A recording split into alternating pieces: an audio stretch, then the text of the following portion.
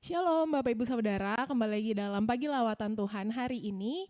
Kita kembali dalam ibadah kita hari ini, kita mulai hari kita mulai minggu kita. Sebelumnya saya mengundang Bapak Ibu Saudara dimanapun berada untuk bersatu di dalam doa. Bapak, terima kasih Tuhan untuk pagi hari yang indah ini Tuhan. Kalau kami ada sebagaimana kami ada, kami sehat, kami masih bisa bernafas, itu semua karena anugerah-Mu. Tuhan, kalau sebentar kami akan memuji dan memuliakan nama-Mu, kami juga akan mendengarkan firman-Mu, kiranya Engkau yang berkati Tuhan dari awal, pertengahan hingga akhirnya. Biarlah apa yang menjadi puji-pujian kami Tuhan, itu semua boleh menjadi persembahan yang harum di hadapan-Mu. Terima kasih Tuhan, kami siap untuk memuji dan memuliakan nama-Mu, hanya di dalam nama-Mu kami berdoa dan mengucap syukur, haleluya, amin. Sebelumnya saya mau sapa dulu Bapak Ibu Saudara, apa kabarnya hari ini? Yesus Maha Dahsyat, yes. Kita mau sama-sama siapkan hati kita memuji Tuhan. Kita mau angkat satu pujian, kita mau katakan, kemanakah kami akan pergi Tuhan, mencari roh-Mu yang suci.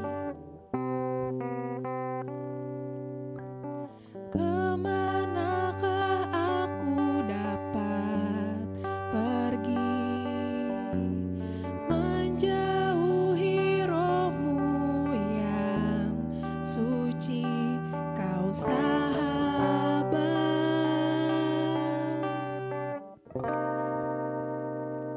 dan Kau dekat.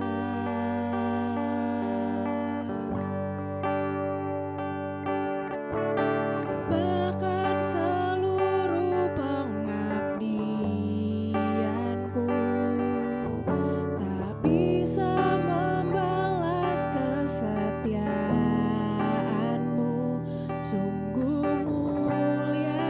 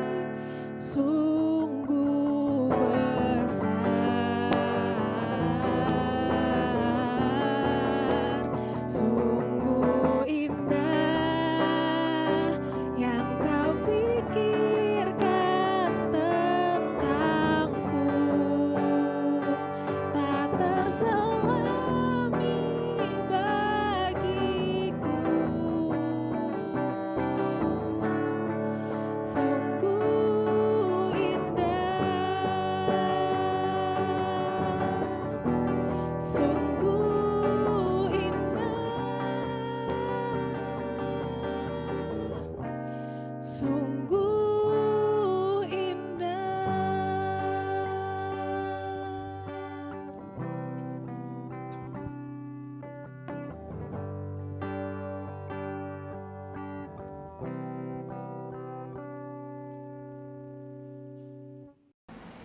Sebelum mendengarkan kebenaran firman Tuhan, mari kita sama-sama bersatu dalam doa. Bapa yang Maha Baik, Bapa yang kami sembah dalam nama Yesus Tuhan kami yang hidup. Terima kasih Tuhan untuk penyertaan-Mu, perlindungan-Mu kepada kami. Kalau kami ada dalam keadaan sehat hari ini semuanya karena anugerah-Mu Tuhan.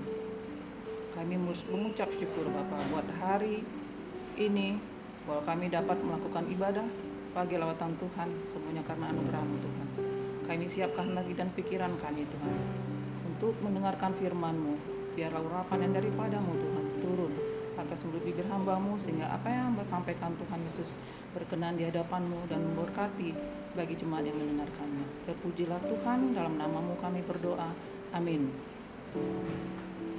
Shalom saudara-saudara semuanya. Apa kabar? Yesus Maha Dahsyat. Yes. Luar biasa Tuhan kita memang Maha Dahsyat. Hari ini saya akan men-sharingkan kebenaran firman Tuhan, yaitu tentang mempertahankan iman. Apa sih pentingnya kita mempertahankan iman? Sebagai umat Kristen, tentunya kita mengaku sebagai umat beriman. Apa sih sebenarnya iman itu? Iman itu adalah suatu kepercayaan ataupun keyakinan kita akan Tuhan Yesus sebagai Tuhan dan Juru Selamat hidup kita. Juga kita meyakini bahwa firman-Nya, yaitu yang tertuang dalam Alkitab, adalah hal yang kita yakini sebagai penuntun hidup kita. Di dalam Ibrani 11 ayat 6a dikatakan, tetapi tanpa iman tidak mungkin orang berkenan kepada Allah. Juga dikatakan dalam Efesus 2 ayat 8, sebab karena kasih karunia kamu diselamatkan oleh iman. Itu bukan hasil usahamu, tetapi pemberian Allah. Di sini kita melihat begitu pentingnya iman bagi kehidupan kita. Bahwa hanya orang beriman kepada Tuhan Yesus yang bisa diselamatkan. Namun di dalam perjalanan waktu kehidupan kita menemukan tantangan-tantangan iman dalam kehidupan kita. Di dalam Yudas 1 ayat 3 dikatakan, mari kita berjuang mempertahankan iman kita. Apa sajakah tantangan iman itu?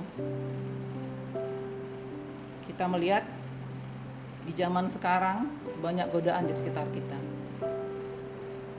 Godaan yang datang dari berbagai arah. Kesenangan dunia, dari orang-orang yang belum mengenal Tuhan, dan yang paling besar sekarang pengaruhnya adalah dari kemajuan teknologi yang kita hadapi, terutama sejak masa COVID begitu berkembang pesat, sehingga kita semua yang di rumah diharuskan untuk, termasuk anak-anak sekolah ya, diharuskan untuk bisa menggunakan teknologi, terutama lewat handphone. Kata-kata orang-orang dunia sekarang ada dalam genggaman kita.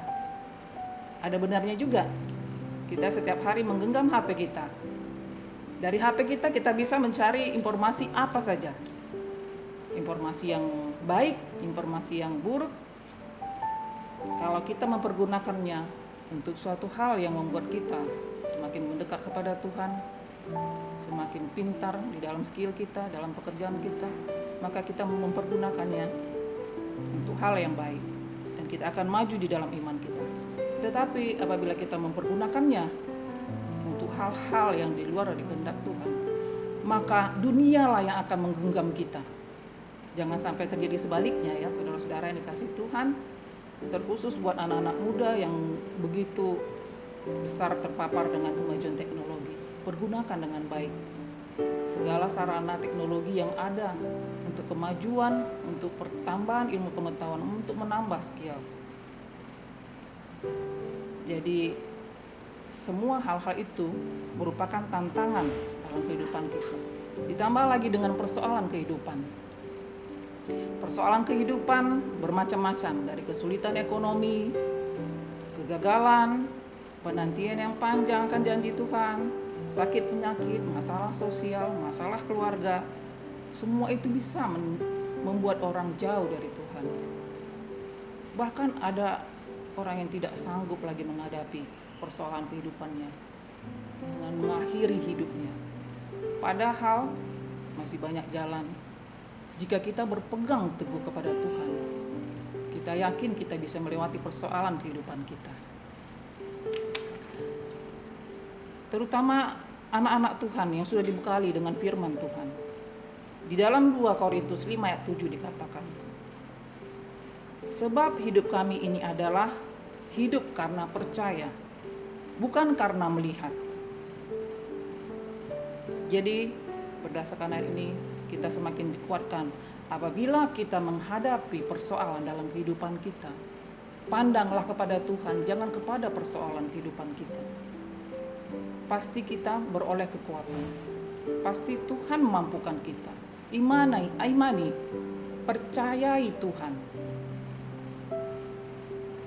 Begitu banyak tantangan yang kita hadapi, hanya Tuhan yang bisa memberikan kita kekuatan melewatinya.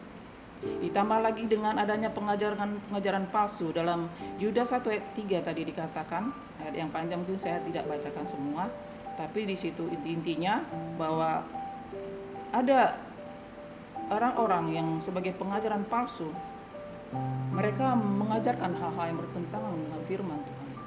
Bahkan mereka menyangkal Tuhan, mereka hidup tanpa Roh Kudus, mereka lebih mengutamakan hawa nafsu dan suka memecah belah.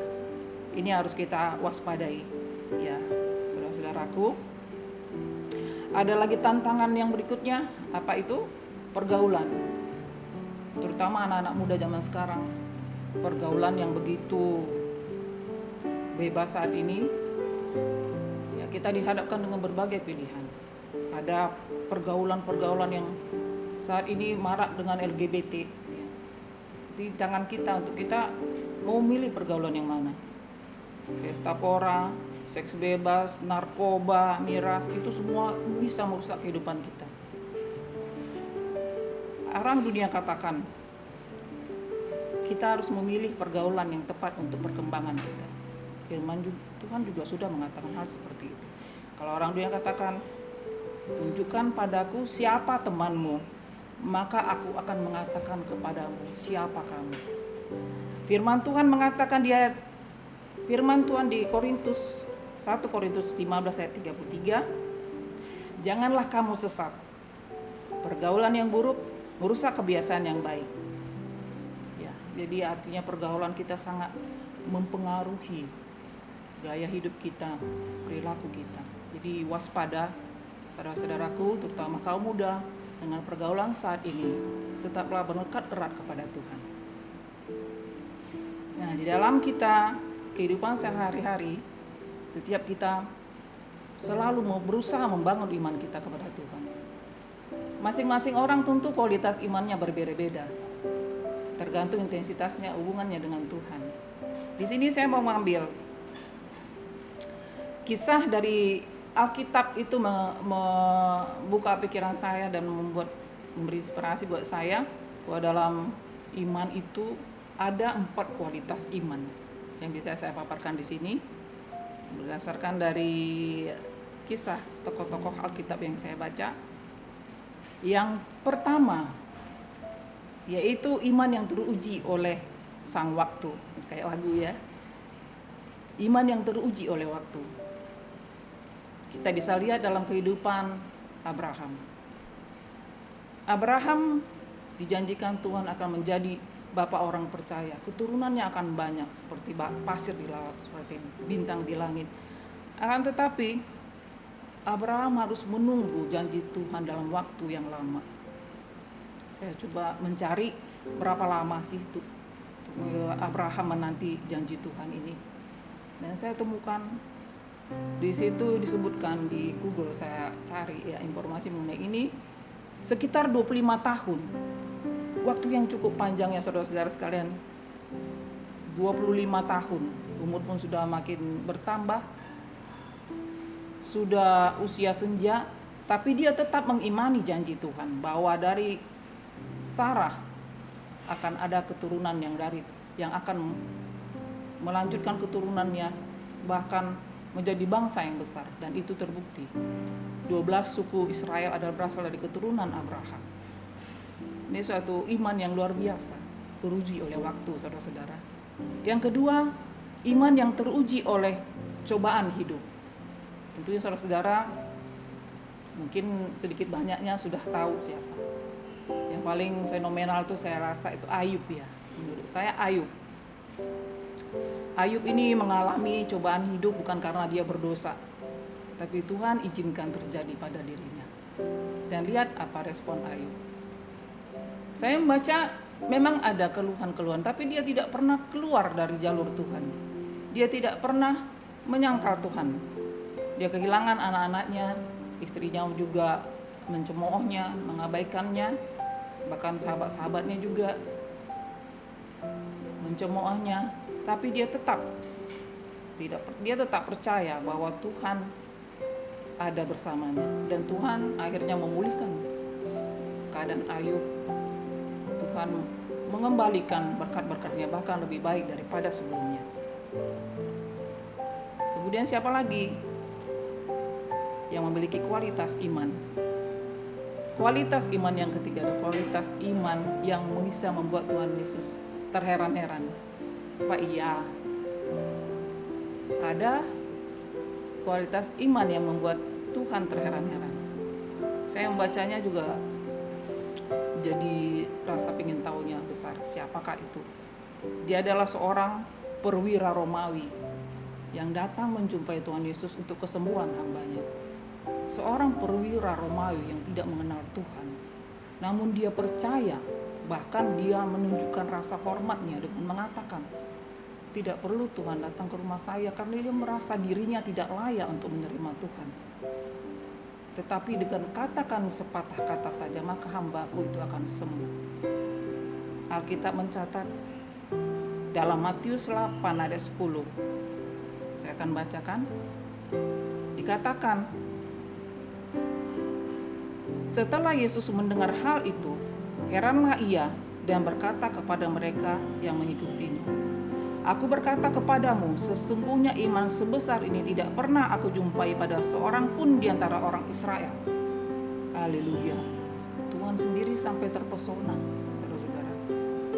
Heran melihat imannya. Padahal dia bukan dari golongan orang Israel. Dia adalah perwira Romawi dan tidak mengenal Tuhan. Tetapi dia menunjukkan iman yang begitu besar. Dan dia menerima mukjizat kesembuhan itu untuk hambanya.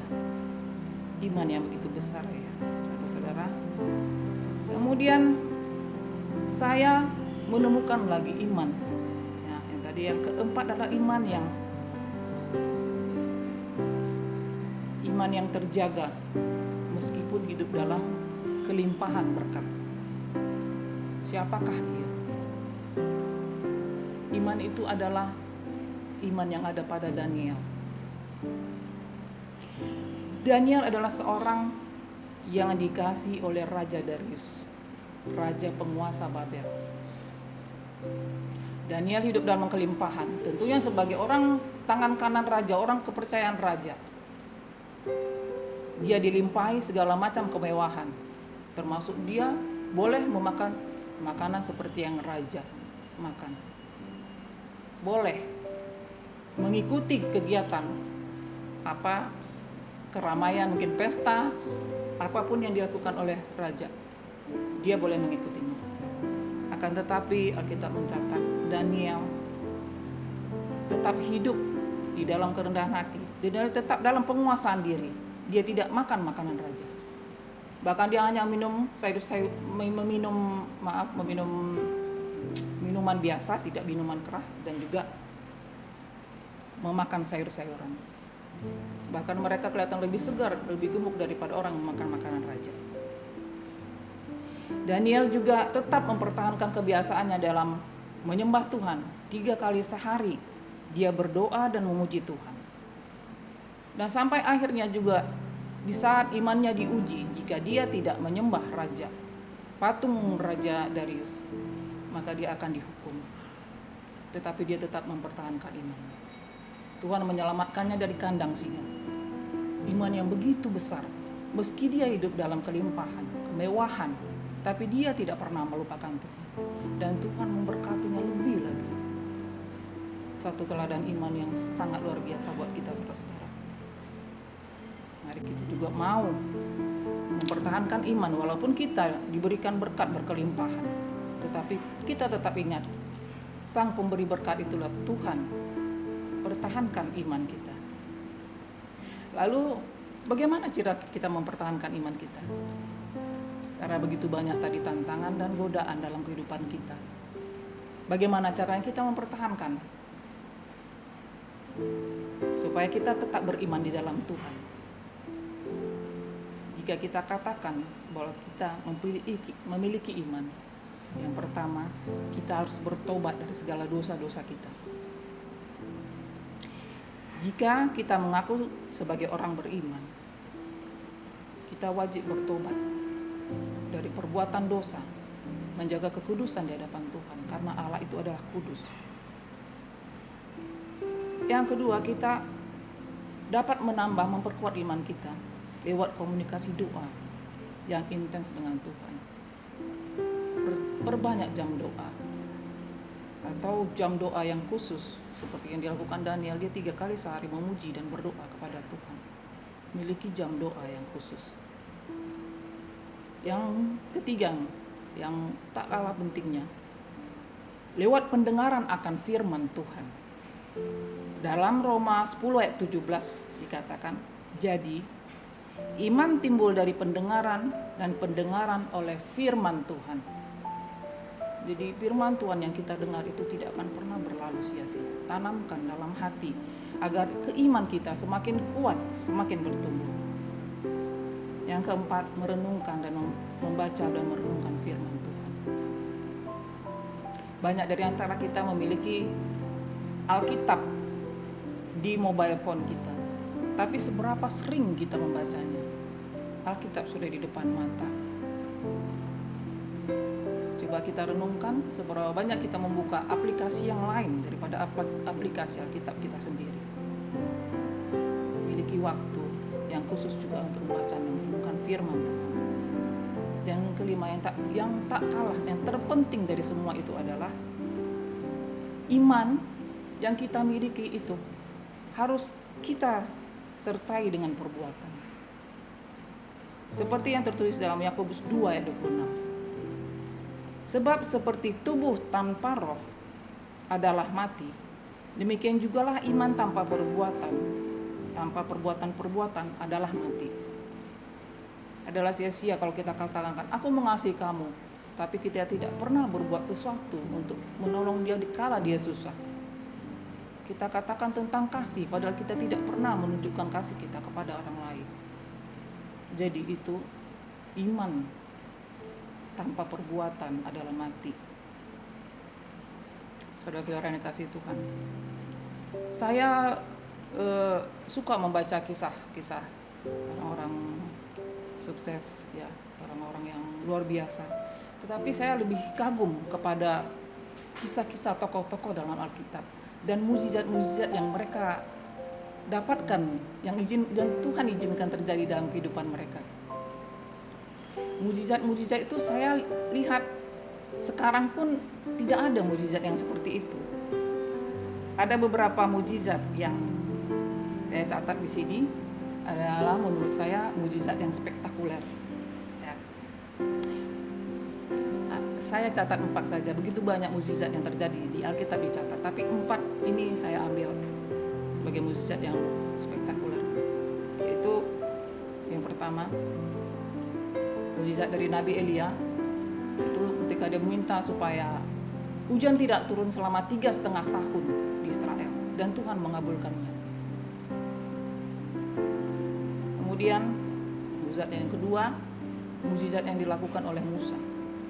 Musa membelah air laut. Saudara bisa bayangkan, laut itu seluas apa sih? Laut itu sangat luas, bukan sungai, bukan kolam. Laut yang luas dibelah sehingga bangsa Israel bisa lewat dari tengah-tengahnya. Kanan kirinya air itu runtuh seperti tembok. Tuhan izinkan terjadi. Yang ketiga, mukjizat yang dilakukan oleh Yosua atas izin Tuhan. Ini berkaitan dengan alam. Yosua minta kepada Tuhan supaya menghentikan apa? Menghentikan matahari dan bulan. Luar biasa. Benda-benda langit seperti hanya Tuhan yang bisa mengaturnya. Tetapi karena Tuhan mengasihi Yosua, Tuhan izinkan terjadi apa yang dimintanya untuk memenangkan bangsa Israel ketika itu berperang melawan bangsa Amori. Itu terjadi, saudara-saudara. Kita mencatat bahwa matahari dan bulan berhenti seharian penuh. Artinya terbenam, melambat, tutung seharian penuh itu terjadi. Sungguh luar biasa. Kemudian yang lebih, maksud saya yang lebih luar biasa lagi, satu lagi buat saya itu udah di luar nalar. Mukjizat yang di luar nalar menurut saya. Apa itu? Itu mukjizat yang terjadi ketika sebelumnya tentu kita mengenal Nabi Elisa. Nabi Elisa adalah seorang nabi yang luar biasa sebagai murid Nabi Elia. Ketika Nabi Elisa wafat, kebiasaan bangsa Israel adalah meletakkan mayat orang yang sudah meninggal di dalam gua. Diletakkan di sana sampai menjadi tulang-tulang. Nah, ketika itu ada gerombolan bangsa Israel sedang mengantarkan mayat ke tempat penguburan, yaitu di gua, tempat orang penguburan tadi. Tapi kemudian mereka melihat ada rombongan bangsa Moab, dan mereka ketakutan. Akhirnya mereka melemparkan mayat ini ke dalam gua, dan secara tidak sengaja mayat orang yang meninggal ini menyentuh, terkena dengan kerangka Nabi Elisa, dan terjadi mukjizat.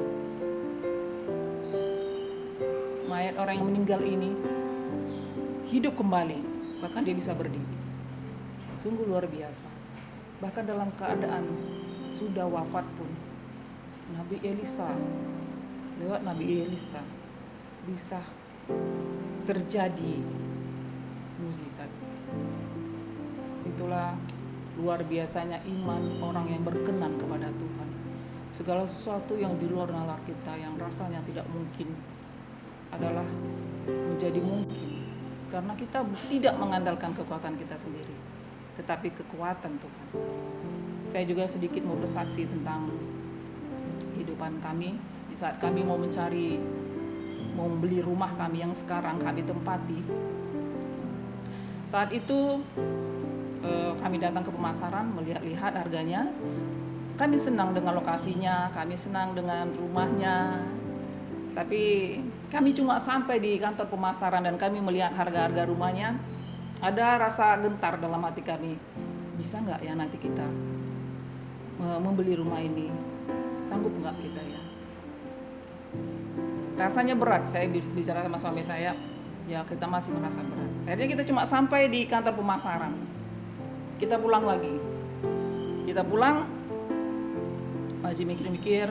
Beberapa lama kemudian kita kembali lagi, agak berani sedikit lewat dari pemasaran. Kita ditawarkan melihat ke lokasi, ada sedikit keberanian. Ayo mari kita lihat dulu, kita lihat ke lokasi. Kami senang melihat lokasinya. Kami sengaja mencari yang tempat yang tinggi karena di yang sebelumnya kami tempat yang lama lokasinya rendah dan pernah kemasukan air di rumah. Jadi kita ingin cari yang tanahnya tinggi. Nah, kita sudah lihat tempatnya. Suami saya dan saya juga setuju, ini bagus juga, ini boleh. Tapi kita melihat lagi dengan kebutuhan kita, dengan apa yang ada di kita saat itu, kita kembali gentar. Udahlah nggak usah. Akhirnya kembali ke kantor pemasaran, kita bilang iya lihat nanti ya. Jadi kita balik lagi. Kemudian untuk ketiga kalinya kita mencoba. Kita berusaha, kita berdoa biar Tuhan yang kabulkan. 3 kali kami datang lagi beberapa bulan kemudian ke kantor pemasaran, dan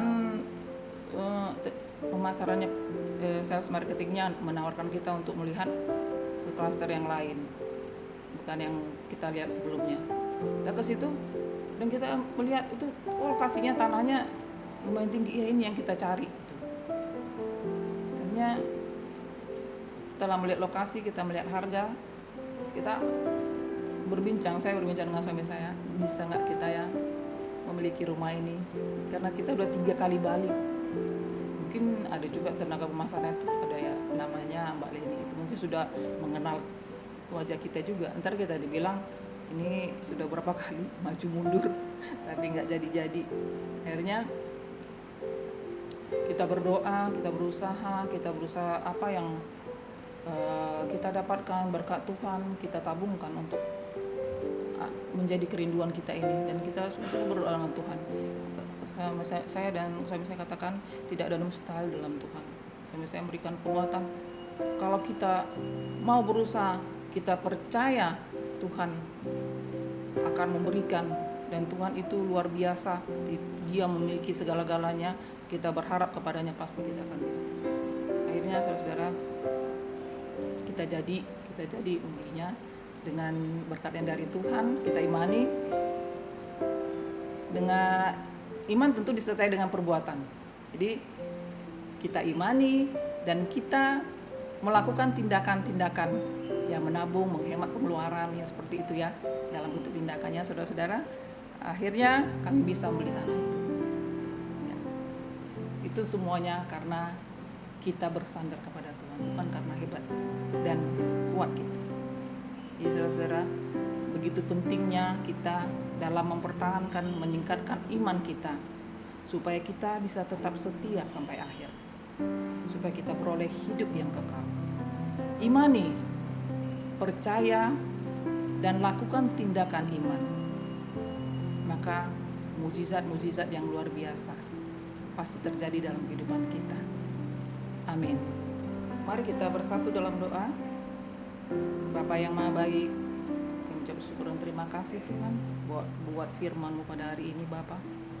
Biarlah kami Tuhan Yesus semakin lagi Tuhan memperkuat iman kami di dalam Engkau Bapa. Iman akan percaya kepadamu Bapa, bahwa Engkau adalah Tuhan dan Juru Selamat satu-satunya dalam kehidupan kami Bapa. Beri kami kekuatan, kemampuan Tuhan dalam kehidupan kami, supaya kami tetap berjalan memandang kepadamu Tuhan, bukan kepada persoalan hidup kami. Kami yakin dan percaya Engkau Tuhan turut bekerja dalam segala sesuatu, mendatangkan kebaikan bagi kehidupan kami. Bapa yang kudus, kami juga mau serahkan Tuhan Yesus segala kegiatan kami di pekan mendatang Tuhan. Biar Engkau yang memberkati, Engkau Tuhan yang memampukan kami untuk melakukan segala hal-hal yang berkenan di hadapan-Mu dalam kehidupan kami. Biarlah kami semakin lagi memuliakan nama-Mu Tuhan. Terima kasih Bapa, dalam nama-Mu yang kudus kami telah berdoa. Amin.